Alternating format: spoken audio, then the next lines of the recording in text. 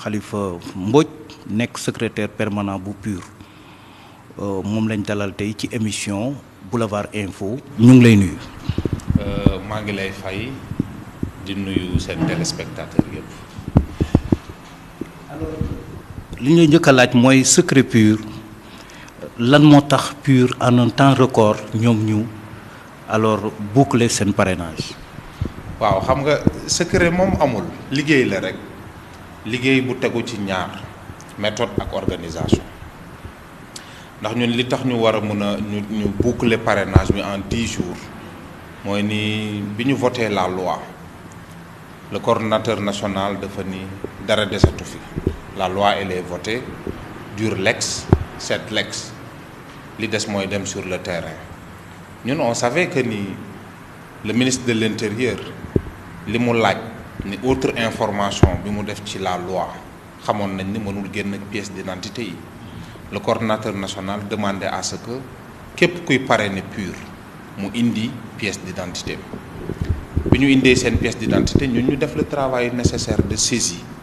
bi ñu ko saisir tout sur les pièces d'identité le ministre de l'intérieur xëy suba génnee ni discriminant bi numéro CEDEAO la ñu jël discriminant bi automatiquement basculer ko ci fiche bi ñu ministre bi joxoon avec les données des personnes dellu ci nit ñi kenn ku nekk fa nga gisoon sa tour nga signé en 10 jours ñu jël sunu ay parrainage teg ko ci coffre bu jekk bu rafet jël sunu saisie bi ñu ministre di laaj filtré ko fekk filtré woon nañ ko ba pare sur la base du fichier de 2017 ñu jël ko teg ko donc ñun 10 jours pare nañ sunu parrainage fas yéene jàkkaarloog Macky Sall.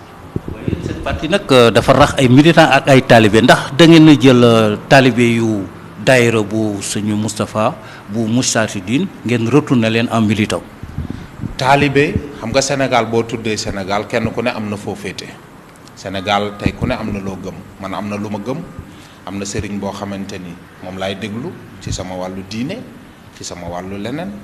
ku nekk fii Sénégal koo jël am na fu mu féete PUR ñëpp la boole militant parti bi dafa rax daayiratul Moustarchidine membre yëpp ngi ci rax na murid yi yéen a ngi dégg gàmm gi passé président parti bi dafa yónnee ci sunu baay bu baax boobu Serigne Mountakha. mais am na ligne de démarcation entre militantisme ak aussi quelque boo xam ne vraiment c'est un talibé am na ligne de démarcation. waaw moom bi mu yónnee ci Serigne Mountakha ni ko sama parti dafay dem politique sénégalais yi la tey jii sunu responsable politique yi am na ñoo xam ne c'est des responsables politiques te chrétiens lañu xamuñu sax lan mooy daayira boo leen waxee daayira daf leen di jaaxal bu ñu demee di samp cellule ci yenn zone yi liñ ñuy teeroo ñun bu dul woon ay jullit dañuy lekk ci mbaam xuux yi ñuy jox et cetera donc kon pour wax la ni parti bi c'est un parti pour tous les Sénégalais léegi nag militantisme li nga wax ci diine ak ci politique loolu moo fi mës a am Sénégal képp koo jël jullit nga walla ngay chrétien ñi amul diine barewuñ fi donc kay boo wootee parti politique ñëpp lay wuyu donc parti bi tey parti la boo xam ni militant wu Moustarchidine yëpp ngi ci biir militant wu yeneen i daayira yëpp ngi ci biir tey bu ñu mënoon fexe ba daayira yëpp dugg ci biir parti bi ñu jël. waaye PUR ni mu mel benn parti melu ko ci Sénégal PUR dafa dajale daayira boo xam ne ay millions doomu aadama la et aussi am na ay électeurs ay militants ay millions doomu aadama moo tax ma ne la am na ligne de démarcation ndax nangul. waaw ligne de démarcation bi du lenn lu dul rek ni Sénégal dañu yàgg def politique yàgg defe ni diine moomu amul place ci politique alors que diine nag moo war a defar politique xam nga ñu bare dañ koy wax dafa am benn borom xam-xam bu ñuy wax Habermas moom moo théoriser li ñuy tuddee espace politique moom dafa wax ni espace politique bi diine waru fi am place mu dem ba ci biir mais mu ni attention man li ma waxoon erreur la tant que diine ñëwul avec li ñuy tuddee ay réserve de sens jikko ngor njub jaadu tant que yooyu dugaluñ ko ci biir politique du dem te diine loolu la fees dell dañ lay jàngal ni la alalu askan wi waruloo ko jaawale ak sa alal dañ lay jàngal ni la bu ñu la dénkee jub bu ñu la dénkee yoon da nga war a maandu ci àtte bi donc loolu borom xam-xam yi xellu yépp gis nañ ni tey ji paradigme bi am mooy tant que diine dugalul loxoom ci politique ci ay jikko yi muy yare nit ñi politique boobu du dem. te loolu moo ñu indil li ñu nekk yépp Sénégal yàgg nañuy am président mais mësuñoo am président bu nga xamante ni dafay waat ci kanamu boroomam fas yéene ni buñ ko dénkee réew mi du jaawale poosam ak poosu askan wi te nag Issa Sall foofu lañ koy xaar te nàmp na ci ba doyal sëkk. waaw ba tey ci chapitre boobu ñu nekk alors dañoo gis ne seen investiture PUR parti de l'unité et du rassemblement samedi dernier ngeen ko waroon tenir au dernier moment ngeen reporté ko jusqu'au 8 alors ñu bëggoon laaj ndax amul dualité entre le président du parti Serigne Moustapha leader du Moustarchidine ak Issa Sall mi nga xam ne ni c'était le leader attitré ndax amul dualité. xam nga Sénégal moom baaxoo nañ loo xamante ni Sénégal xel yi macha allah dafay nàcc rek nit ñi dañuy dégg lu nekk nit ñi dañuy wax lu ne mais dara doxul diggante Serigne Moustapha mi nga xam ne mooy président exécutif parti bi ak son candidat le président El Hadj Issa Sall. Macky Sall dafa gis ni jéem nañ ñu xoqatal amuñu jéem nañu proposer ay chantage amuñu. ñëw nañ ba dajji sax sunu bureau ba jël sunu ay ordinateur fekk ñu fa dara ñu ni léegi lenn rek a leen dese mooy nañu fexe ba créer li ñuy tudde doute ak bruit ci biir parti bi. loolu am nga ci firnde yu leer. li may wax ni loolu lu leer la te ñoom xam nañu ni li may wax lu leer la ndaxte fii la ñu nekk aussi ñun ñëpp ay sénégalais lañ donc bi ñu jéemee yooyu yëpp mënul nekk ñu ni xaaral ñu jéem a créer dualité entre les deux mais ma wax la leen. démb réunion bureau politique bi ñu def rencontre président du parti ci boppam moo woote ñëpp topp ci ginnaaw El Hadj Issa Sall ñëw mu présider rencontre bi kon nag foofu mu confirmer fa la candidature de El Hadj Issa Sall te ci la ñaane sax ni congrès bi li tax ñu waroon ko fomm mooy ne PUR buy def day def lu tolloo ak dimension woon. mais am na luy ñuul toujours ci soow mi sëñ bi am na luy ñuul ci soow mi parce que am na ñuy taxaw di wax ne reportu seen investiture bi nga bu samedi dernier bi Serigne Moustapha Sy dafa mel ni dafa bëgg a def rapprochement ak Macky Sall. xam nga nit ñi moom fii Sénégal lu leen neex wax mais Serigne Moustapha ku ko xam man te buñ koy wax waxuñu ko en tant que ay leneen Sénégal dafa am histoire politique ci histoire politique bu Sénégal cohérence ci leader politique bu mel ne le président Serigne Moustapha Sy da nga koy jeex ci Sénégal bu ngeen fàttalikoo bi régime mu Macky Sall njëkkee toog fii il est le premier une semaine après bi ñu tegee un gouvernement mu wax phrase boo xamante ni tey sénégalais yépp buñ ko fàttewul war nañu ko indiwaat buñ ko fàttee mooy ni am ngeen gouvernement mais le pouvoir est vacant il est le premier à le dire et une semaine après avoir investi Macky Sall mu ni gouvernement am na président am na mais le pouvoir est vacant tey ku ne gis ne li Sénégal di doxe xam na vacance su pouvoir boobu. nuy Sénégal di doxee tey. tey Sénégal ni muy doxe mooy foo laal dafa metti président bi ñu dénk ñëpp xam nañ ne accident la ñëwee loolu moo doon le pouvoir est vacant. mais Sénégal dafa mos di métti même ak yeneen président. mais tey nii mu méttee nii foo xam ni ñu jël sunu économie yëpp jox ko tubaab yi Macky Sall dem. ba ci yow da nga naan kii président sénégalais la wala préfet France la mais loolu mësul am ci réew mi Abdoulaye Wade bi mu fi nekkee amoon na courage am faire face aux multinationales amoon na courage am faire face au lobby mais tey jii président bi ñu am jël na Sénégal jaay ko tubaab yi courage boobu le président du parti Serigne Moustapha am remonté na sax 2012 il a toujours combattu l'injustice en 1993 loolu moo ko waraloon mu dugg kaso donc constance boobu mu nekkee kooku nit la koo xamante ni bu ñu li ñuy wax ci moom mooy ni il est incorruptible te incorruptibilité boobu mu incorruptible kenn mënu ko jënd loolu moo créé la stabilité du parti. professeur Issa Sall ak Serigne Moustapha am na luy ñuul ci soow mi dem ba mujj gi mu am ay remous yu toll nii ak rang bi mu am ci législative bi passé nga xam ne 4e sur le plan national te àndul ak kenn alliance suñ toogee ba heure bii mu am ay yëngu-yëngu je pense que yéen a ngi soigner les formes mais am na luy ñuul diggante Issa Sall ak Moustapha Sy ñu bëggoon na nga àddu ci. mais doyen ñi bëgg gis lu ñuul xam nga nit ñi buñ la nee jant baa ngi nii nga ni gisuma ko loolu kenn mënu ci dara mais entre le président du parti Serigne Moustapha Sy ak le coordonnateur national El Hadj Issa Sall dara ñuulu ci kon moom du ko choisir comme candidat moom le président du parti mën na taxaw ma ni man diw du sama candidat mais bu taxawee ni moom mooy sama candidat te texte yi may ko prérogative pour que mu mën a tànn candidat tey mu dëggal candidature El Hadj Issa Sall man kon nit ñee bëgg a gis lu ñuul rek. ma jox la ci firnde les cadres du parti dañoo rangé wu derrière Issa yaa ngi may dégg les cadres du parti dañoo rangé wu derrière Issa d'accord nga li ma wax ñu gis ne aussi responsable moral moom dafa bëgg parti bi ñu jañ ko ci daayira maanaam taalibe yi dañoo rangé wu derrière lui am na dualité yéen a ngi koy bañ mais ñun li ñu gis la ñuy wax dañu bëggoon aussi en tant que aussi secrétaire permanent nga xam ne yaa ngi ci dispositif. loolu lu ñuy tuddee fake news la mooy loo xam ni waa Benno Bokk Yaakaar ñoo toog seen clavier rek sa ginnaaw machine ba bind ko sànne ko ci presse bi. firnde bi yow ti accuse toujours Benno Bokk Yaakaar ah. xaaral firnde bi ma la ciy jox mooy lan mooy structure boobu ñu tudd amul ci parti bi fédération des cadres libres du PUR structure boobu amul ci sunu parti. kan moo ko créé. structure boobu ñun dañ dépassé waxi cadre ñun pencum PUR la ñu woo sénégalais yi mooy foo xamante ni borom xalaat yépp dañ fay daje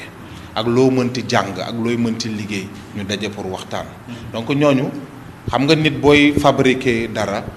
un crime n'est jamais parfait di nga fa bàyyi trace. waaw c'est un crime. c'est un crime parce que fake news li ñu def su ma tuddee crime waxin la mais mooy ni ñoom bi ñuy bëgg def pour jaxase dañ fa bàyyi trace mooy ni lañ jaxase texte boobu dafa truffé de fake news de faute ba pare aussi structure bi ñuy tudd amul ci parti bi ka ñu wax ni moo ko signé. kenn xamu ko. jógewul ci seen i instance. ñoom ñi leen ko envoyé communiqué amul sax numéro téléphone jógewul ci benn instance su parti bi parti bi au moment où ñoom ñuy envoyé loolu parti bi ma ngay daje avec son président en bureau politique pour wax la ni information boobu amul jógewul ci parti bi tey jógewul ci parti bi ëllëg. xam nga information yi di circuler ba tey nee nañ Serigne Moustapha dafa bëgg ñu investir ko comme candidat à la place de Issa Sall ñu wax ci. Serigne Moustapha démb moo toog ak le bureau politique mu réitéré moom la mu waxoon man duma candidat moom ëpp na nekk candidat ci Sénégal tey bu doon ni dafa taxaw fii ni candidat la ci Sénégal kon beneen affaire la ñuy waxati mais moom ëpp na nekk candidat c'est le président du parti et il a désigné El Hadj Issa Sall candidat du parti nit nag dafa yomb trop nga toog sa ginnaaw machine rek koo xam ni kenn xamu la amoo numéro téléphone rek nga balancer benn information ci net bi information boobu di wër mais tey ma wax leen devant les caméras devant sénégalais yi structure boobu ñun xamuñu ko ci parti bi amul ci parti bi nit ñooñu ñu wax ni ñoo ko signé kenn xamu leen ci parti bi amul ci parti bi loolu kay nag preuve doy na pour leeral ni fake news la léegi nag comme fake news moom délit la yoon daf ko tere danañu dem ci yoon bu ko defee yoon def liggéeyam enquête ba xam loolu fan la jóge parce que nekkatul rek dans le cadre de fausse information ak manipulation mais dafa dugg ci cadre délit danañ saisir justice bu ko defee justice bi def liggéeyam. bu nga firndeel nekkoon seen le 8 di ngeen tenir seen investiture. le 8 bii ñu jëm mooy le congrès d'investiture du candidat El Hadj Issa Sall te ki koy investir mooy le président du parti Serigne Moustapha Sy avec l'ensemble des Sénégalais derrière El Hadj Issa Sall pour dox ndànk jàkkaarloog Macky Sall. parce que Macky xam na ni information yi mu jot yépp benn force lañ ko wax moo fi nekk war la mën a opposer mooy ñun wax nga ko léegi ñun suñu capacité d'organisation ak de mobilisation moom tiital na ko tiital boo xamante ni lenn rek a ko dese mooy mu essayer jaxase nit ñi. waaye démb defal na leen démonstration fële samedi bi ci arène. Arena Tour ba loo fa gis arena boo xam ni te ni fees na dell waaye réseaux sociaux yi ña sol yére ya nee nañ dañ leen jox 1000 francs ñi ni dañ leen jox 2000 te avant muy tàmbali discours am sax gis nga ni gradin ya commencé na vide. parce que bonne guerre entre yéen ak ñoom. waaw parce que ñoom dañ leen waxoon ne leen 6 heures la affaire bi di jeex kuñ ci jox 5000 kuñ ci jox 2000 6 heures nga dem sa yoon mais ba 6 heures jeexee seen contrat jeex na ñoom ñu génn gradin ya nga gis ni place ya vide na parce que ñañ joxoon seen xaalis dem nañ seen yoon gis nga pratique yooyu moo war a des ci jeex ci Sénégal te ñun nag buñ ñëwee ñun gis nga ñun sunu mobilisation joxuñu kenn xaalis ku ne yaay daggal sa bopp paas nga ñëw ku ne yaay jëndal sa bopp sax t-shirt bi nga sol. kan mooy financer PUR. PUR kenn koy financer mooy ay militant wam kenn ku ne day dugal sa poche day dugal sa loxo ci sa poche génnee li nga am def ko ci biir parti. mais PUR ay militants am ñooy cotiser ñoom ñoo koy financer waaye dafa am ay militants am ay talibé dualité bi dafay feeñaat ndax talibé yi ñoom ñooy financer parti bi wala militants yi ñooy parce que am na une ligne de démarcation. mais ligne de démarcation bi ngay tudd talibé ci diine lañ koy waxee mais militantisme ci politique la nit nag mun na nekk talibé ci daayira nekk militant ci parti politique. ci fekk PUR fekku ci yeneen parti yi ñun ñaa ngi ci ay diine waaye ni PUR taxawee yeneen parti taxawee. loolu nag mooy doole PUR loolu nag mooy dooleem mooy nit ñi dañoo am conviction boobu ni ñu amee seen conviction ci diine noonu la ñu amee conviction ci politique et c'est ça qui fait la force du PUR te tey des na tuuti loo dégg ci Sénégal mooy daayira mooy association religieuse catholique jàngu baag yépp dinañ tàllal loxo El Hadj Issa Sall ni ko yow la ñu bëgg nga soppi réew mi parce que réew mi dafa soxla jikko yu set dafa soxla loxo yi set te loolu ci diine lañ koy puiser pour mën a defar suñu réew. tey Macky bu leen oon tàllal leen loxo nan ngeen di taxawee. jéem na ko échoué na xam na ni ñu nekkuñu fi pour suñu intérêt réew mi ñu toll tey jii Sénégal dañu war a defar réew mi te defar réew mi da ngay fàtte sa bopp. bu doon poste moo ñu tax a jóg kon heure bi kenn waxatu ko mais tey dafa jot pour ñu changer de paradigme politique dans ce pays réew mi dafa jot pour que képp kuy def politique xam ne da nga fi nekk pour servir sa askan et non pour jël sa alal def ko ci sa poche yow ak say njaboot réew mi dafa soxla ku fi nekk yokk ba yëg ko te ñun programme boobu moom la ñu am te le président Issa Sall dana ko wax sénégalais yi le 8 bi ñu jëm réew mi daal moo soxla loxo yi set. loxo yi set kenn lañ fi gis mooy le président Issa Sall bokkul ci régime bokkul ci feneen tey bu neen ministre rek la kon heure bi kenn waxatu ko. affaire u Khalifa Sall fu ci PUR toll parce que gis nañ ci sëñ Moustapha jamono yu ñu arrêté Khalifa Sall mu taxaw am position bu mu am nekk kuy jàppale Khalifa Sall demoon na sax ba ne buñ jàppee Khalifa Sall dina ko fekk ci kaso bi